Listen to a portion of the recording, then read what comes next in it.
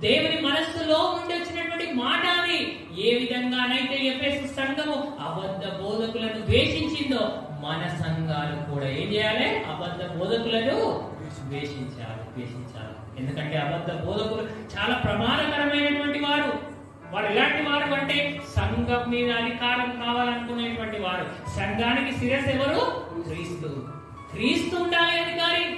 మనము పరిచారకులము మాత్రమే. మనము ఎన్నటికీ సంఘానికి అధికారులము కానేరము. అవుతామా? కానేరం, ఎప్పటికీ కానేరం. మనము ఎల్లప్పుడూ ఆయన శిరస్సుకు అవయవములుగా అతకబడేటువంటి వారమే తప్ప మనము శిరస్సు అయ్యేటువంటి అవకాశమే లేదు. కానీ ఈరోజు అనేక మంది ఏం చేస్తున్నారు? బోధకులు నా దగ్గర ఉంటే నా సంఘము, వేరే సంఘానికి పోయినంటే వాళ్ళు మనకు అవసరము లేదు అంటున్నారు. అంటే ఆ సంఘం ఎవరిది అనుకుంటున్నావు నువ్వు? పాస్టర్దా సంఘం? సంఘ పెద్దలదా సంఘం? లేకుంటే నడిపిస్తున్నటువంటి సంస్థ కదా సంఘం?